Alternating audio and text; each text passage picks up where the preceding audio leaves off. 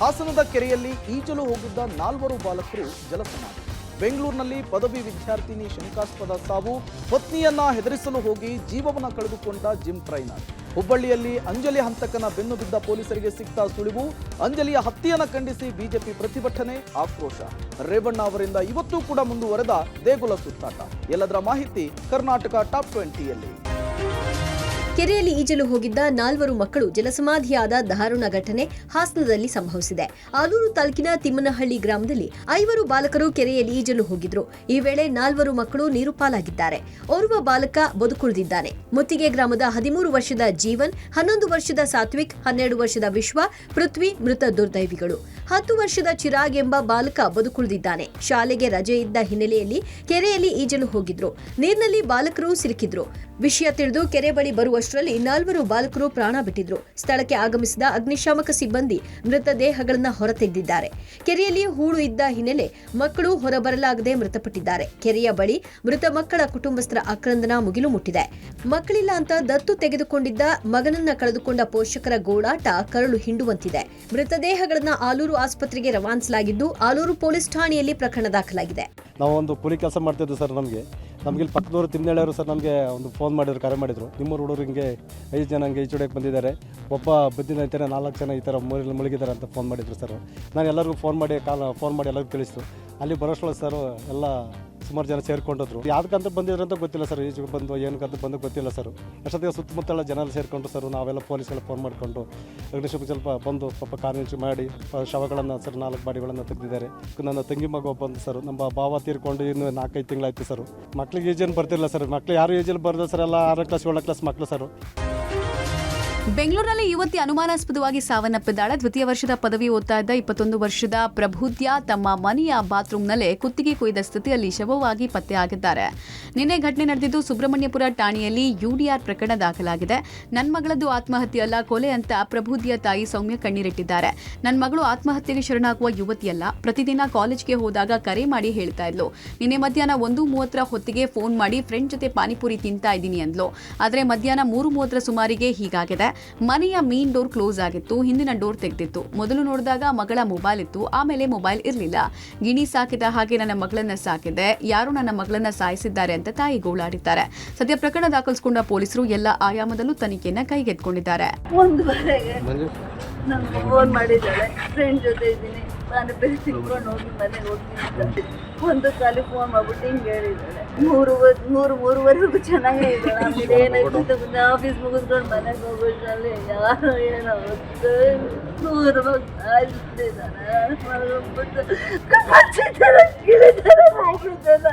ಸಾವಿನ ಕಾರಣ ಕೈ ಮತ್ತು ಕುತ್ತಿಗೆಗೆ ಕುಯ್ಕೊಂಡು ರಕ್ತ ಲಾಸ್ ಆಗಿ ಬ್ಲಡ್ ಲಾಸ್ ಆಗಿ ಸಾವಾಗಿದೆ ಅಂತ. ಅದಾಗಿಯೂ ಪೋಸ್ಟ್ಮಾರ್ಟಮ್ದು ಅಂತಿಮ ವರದಿಗೆ ನಾವು ನಿರೀಕ್ಷಣೆಯಲ್ಲಿ ಇದ್ದೇವೆ ಹಾಗೂ ಎಲ್ಲ ಆಯಾಮಗಳಲ್ಲಿ ತನಿಖೆ ಮುಂದುವರೆದಿದೆ.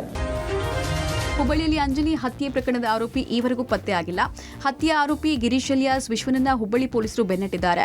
ಆರೋಪಿ ಪತ್ತೆಗಾಗಿ ಈಗಾಗಲೇ 2 ತಂಡಗಳನ್ನು ರಚನೆ ಮಾಡಲಾಗಿದ್ದು, ಮೈಸೂರಿಗೆ 1 ತಂಡ ತೆರಳಿದೆ.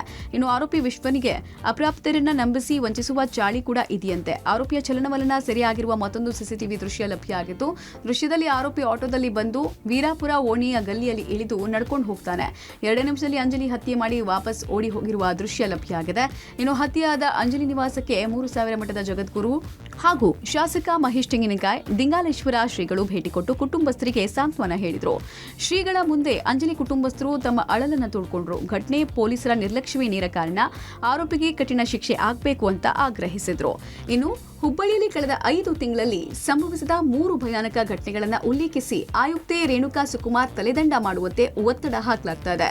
ಯಾವಾಗ ಅಜ್ಜಿ ಮತ್ತು ಅವರ ತಂಗಿ ಪೊಲೀಸ್ ಸ್ಟೇಷನ್ಗೆ ಹೋಗಿ ಅವ್ರು ಹೇಳಿ ಬಂದಿದ್ದರು, ನಮಗೆ ಈ ಥರ ಧಮಕಿ ಬರ್ತಾವೆ ಅಂತ ಹೇಳಿದಾಗೂ ಕೂಡ ಇವತ್ತು ಪೊಲೀಸರ ನಿರ್ಲಕ್ಷ್ಯಕ್ಕೆ ಕಾರಣವಾಗಿ ಈ ಸಮಸ್ಯೆ ಉದ್ಭವ ಆಯಿತು. ಬಹುಶಃ ಪೊಲೀಸರು ಅವತ್ತನೇ ಇದರ ಬಗ್ಗೆ ಕ್ರಮ ತೆಗೆದುಕೊಂಡಿದ್ರೆ ಇವತ್ತಿನ ಈ ಹತ್ಯೆ ಆಗ್ತಿದ್ದಿಲ್ಲ ಅನ್ನೋಂಥ ವಿಶ್ವಾಸ ನಮಗಿತ್ತು. ನಮಗೆ ಜೀವ ಬೆದರಿಕೆ ಆ ಯುವಕರಿಂದ ಹಾಕ್ತಾ ಇದ್ದಾನ, ಅದಕ್ಕೆ ಅವನಿಗೆ ಶಿಕ್ಷೆ ಕೊಡಬೇಕು ಅಥವಾ ನಮಗೆ ರಕ್ಷೆ ಕೊಡಬೇಕು ಅಂತಂದಾಗ ಅದನ್ನು ಅವರು ನಿರ್ಲಕ್ಷ್ಯ ಮಾಡಿರುವಂಥದ್ದೇ ಮುಖ್ಯವಾಗಿರ್ತಕ್ಕಂತಹ ಒಂದು ಕಾರಣ. ಅವರು ಕೊಡದೇ ಇರೋದರಿಂದ ನೇರವಾಗಿರ್ತಕ್ಕಂಥ ಹೊಣೆಗಾರಿಕೆ ಮೊದಲು ಪೊಲೀಸ್ ಇಲಾಖೆಯವ್ರ ಹುಬ್ಬಳ್ಳಿಯಲ್ಲಿ ಅಂಜಲಿ ಹತ್ಯೆ ಖಂಡಿಸಿ ಬಿಜೆಪಿ ಇಂದು ಬೃಹತ್ ಪ್ರತಿಭಟನಾ ಮೆರವಣಿಗೆ ನಡೆಸಿತು. ಬಿಜೆಪಿ ಶಾಸಕರುಗಳು ಮುಖಂಡರ ನೇತೃತ್ವದಲ್ಲಿ ಅಂಜಲಿ ಮನೆ ವೀರಾಪುರ ಓಣಿಯಿಂದ ಟೌನ್ ಪೊಲೀಸ್ ಠಾಣೆವರೆಗೂ ಪ್ರತಿಭಟನಾ ರ್ಯಾಲಿ ನಡೆಸಲಾಯಿತು. ಮಾರ್ಗ ಮಧ್ಯೆ ಟೈರ್ಗೆ ಬೆಂಕಿ ಹಚ್ಚಿ ಪ್ರತಿಭಟನಾಕಾರರು ಆಕ್ರೋಶ ಹೊರಹಾಕಿದ್ರು. ಸರ್ಕಾರದ ವಿರುದ್ಧ ಧಿಕ್ಕಾರ ಕೂಗಿ ಪೊಲೀಸ್ ಕಮಿಷನರ್ ವರ್ಗಾವಣೆಗೆ ಒತ್ತಾಯಿಸಿದರು. ಹುಬ್ಬಳ್ಳಿ ಟೌನ್ ಪೊಲೀಸ್ ಠಾಣೆ ಬಳಿ ಆಗಮಿಸಿದ ಪ್ರತಿಭಟನಾಕಾರರು ಠಾಣೆಯ ಮುಂದೆ ಧರಣಿ ಕೂತು ಆರೋಪಿಯನ್ನ ಶೀಘ್ರವೇ ಬಂಧಿಸಿ ಗಲ್ಲಿಗೇರಿಸುವಂತೆ ಆಗ್ರಹಿಸಿದರು. ಇನ್ನು ನ್ಯಾಯಕ್ಕಾಗಿ ಅಂಜಲಿ ಕುಟುಂಬಸ್ಥರು ಕಣ್ಣೀರು ಹಾಕಿದ್ದಾರೆ. ಹುಬ್ಬಳ್ಳಿಯ ಚೆನ್ನಮ್ಮ ಸರ್ಕಲ್ನಲ್ಲಿ ನೆಲೆಸಿ ಆರೋಪಿ ವಿಶ್ವನನ್ನ ಎನ್ಕೌಂಟರ್ ಮಾಡಬೇಕು. ಹುಬ್ಬಳ್ಳಿಯಲ್ಲಿ 6 ಹೆಣ್ಮಕ್ಳ ಸಾವಾಗಿದೆ. ಇನ್ನು ಎಷ್ಟು ಬಲಿಯಾಗಬೇಕು? ಈಗ 2 ಸಾವಾಗಿದೆ. ಇನ್ನೂ 4 ಜನ ಸಾಯ್ತೀವಿ. ನಮಗೆ ನ್ಯಾಯ ಬೇಕು ಅಂತ ಆಗ್ರಹಿಸಿದರು. ಇನ್ನು ಹತ್ಯೆಯಾದಂತಹ ಅಂಜಲಿ ತಂಗಿಯ ಕಣ್ಣೀರು ಹೀಗಿತ್ತು.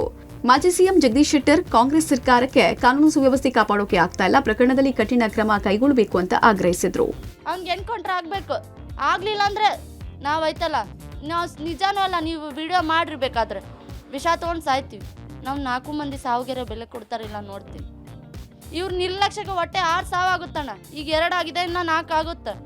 ಏನು ಮಾಡ್ತಾರ? ಎನ್ಕೌಂಟರ್ ಮಾಡಬೇಕು, ಸಿಗಬೇಕು. ಚೆನ್ನಮ್ಮ ಸರ್ಕಲ್ ಕರ್ಕೊಂಬರ್ರಿ, ಎನ್ಕೌಂಟರ್ ಮಾಡ್ರಿ.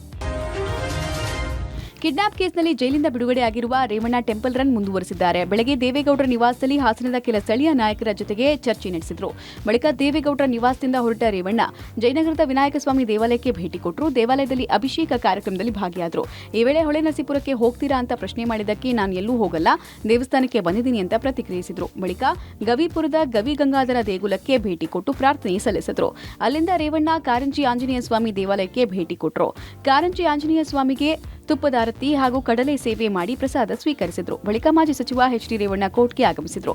ಕೆಆರ್ ನಗರ ಕಿಡ್ನಾಪ್ ಕೇಸ್ನಲ್ಲಿ ಈಗಾಗಲೇ ಜಾಮೀನು ಪಡೆದಿರುವ ರೇವಣ್ಣ ಹೊಳೆನರಸೀಪುರದ ಲೈಂಗಿಕ ದೌರ್ಜನ್ಯ ಕೇಸ್ನಲ್ಲಿ ಜಾಮೀನು ಪಡೆಯುವುದಕ್ಕೆ ಅರ್ಜಿ ಸಲ್ಲಿಸಿದರು. ಜಾಮೀನು ಸಹಿತ ಪ್ರಕರಣ ಆದ ಹಿನ್ನೆಲೆಯಲ್ಲಿ ನ್ಯಾಯಾಧೀಶರ ಮುಂದೆ ಹಾಜರಾಗಿ ಜಾಮೀನು ಪಡೆಯೋಕೆ ಅರ್ಜಿ ಸಲ್ಲಿಸಿದರು. ಆದರೆ ರೇವಣ್ಣ ಜಾಮೀನು ನೀಡದಂತೆ ಎಸ್ಐಟಿ ಆಕ್ಷೇಪ ಸಲ್ಲಿಸಿದೆ. ಇನ್ನು ತಮ್ಮ ಬಸವನಗುಡಿ ನಿವಾಸಕ್ಕೆ ಹೋಗದ ರೇವಣ್ಣ ಮನೆಯಲ್ಲಿ ಶಾಂತಿ ಹೋಮ ನಡೆಸಿದ ಬಳಿಕವೇ ಮನೆ ಪ್ರವೇಶ ಮಾಡಲಿದ್ದಾರೆ ಎನ್ನಲಾಗ್ತಾ ಇದೆ. ನಾನೇನು ರಿಯಾಕ್ಟ್ ಮಾಡಲ್ಲ. ಅಲ್ಲ ಕಾಯ್ತಿದ್ರು ಸಲ ಅಭಿಮಾನಿಗಳೆಲ್ಲ ಕಾಯ್ತಿದ್ರು. ನಾನು ಯಾವುದೂ ರಿಯಾಕ್ಟ್ ಮಾಡಿ ಶೃಂಗೇರಿಗೆ ಹೋಗ್ತೀರಿ ಎಲ್ಲೂ ಪ್ರಜ್ವಲ್ ಪೆನ್ ಡ್ರೈವ್ ಕೇಸ್ಗೆ ಮತ್ತೊಂದು ಟ್ವಿಸ್ಟ್ ಸಿಕ್ಕಿದೆ. ಪ್ರಕರಣ ಸಂಬಂಧ ಹಾಸನದ 18 ಕಡೆ ಎಸ್ಐಟಿ ದಾಳಿ ನಡೆಸಿ ಮಹತ್ವದ ದಾಖಲೆಗಳನ್ನು ವಶಪಡಿಸಿಕೊಂಡಿದೆ. ಬಿಜೆಪಿ ಮುಖಂಡ ಪ್ರೀತಂ ಗೌಡ ಆಪ್ತರು ಹಾಗೂ ಈಗಾಗಲೇ ಬಂಧನಕ್ಕೆ ಒಳಪಟ್ಟಿರೋರ ಮನೆಗಳಲ್ಲಿ 10 ಪೆನ್ ಡ್ರೈವ್, 1 ಹಾರ್ಡ್ ಡಿಸ್ಕ್ ಅನ್ನು ಸೀಸ್ ಮಾಡಿ ಎಫ್ಎಸ್ಎಲ್ಗೆ ರವಾನಿಸಿದೆ. ಇನ್ನು ಎಸ್ಐಟಿ ಅಧಿಕಾರಿಗಳಿಗೆ ಮೋಸ್ಟ್ ವಾಂಟೆಡ್ ಸಂಸದ ಪ್ರಜ್ವಲ್ ರೇವಣ್ಣ ಮತ್ತೆ ಕೈಕೊಟ್ಟಿದ್ದಾರೆ. 20 ದಿನಗಳಿಂದ ಭೂಗತರಾಗಿರುವಂತಹ ಪ್ರಜ್ವಲ್ ಮೇ 15ನೇ ತಾರೀಕು ರಿಟರ್ನ್ ಟಿಕೆಟ್ ಬುಕ್ ಮಾಡಿದ್ರು. ಎಲ್ಲವೂ ಅಂದುಕೊಂಡಂತೆ ಆಗಿದ್ರೆ ನಿನ್ನೆ ಮಧ್ಯರಾತ್ರಿ ಬೆಂಗಳೂರಿಗೆ ಬರಬೇಕಾಗಿತ್ತು. ಆದರೆ ಕೊನೆಯ ಕ್ಷಣದಲ್ಲಿ ಪ್ರಜ್ವಲ್ ಬರಲೇ ಇಲ್ಲ. ಸದ್ಯಕ್ಕೆ ಬರುವ ಯಾವ ಲಕ್ಷಣ ಕೂಡ ಇಲ್ಲವಾಗಿದೆ. ಇನ್ನು ಈಗ ಎಸ್ಐಟಿ ಮುಂದೆ ಇರೋದು ಒಂದೇ ಒಂದು ಆಯ್ಕೆ, ಅದು ಪ್ರಜ್ವಲ್ ವಿರುದ್ಧ ರೆಡ್ ಕಾರ್ನರ್ ನೋಟಿಸ್ ಹೊರಡಿಸುವುದು. ಆರೋಪಿ ವಿರುದ್ಧ ದೋಷಾರೋಪ ಪಟ್ಟಿ ಸಲ್ಲಿಸಿ ನ್ಯಾಯಾಲಯದಿಂದ ವಾರೆಂಟ್ ಪಡೆದು ಬಳಿಕ ಸಿಬಿಐ ಇಂಟರ್ಪೋಲ್ ಮೂಲಕ ವಾರೆಂಟ್ ಕೊಡಬೇಕು. ಇದೆಲ್ಲ ಪ್ರಕ್ರಿಯೆಗೆ ಎಸ್ಐಟಿಗೆ ಕನಿಷ್ಠ ಅಂದ್ರೂ 40 ದಿನ ಬೇಕಾಗಲಿದೆ.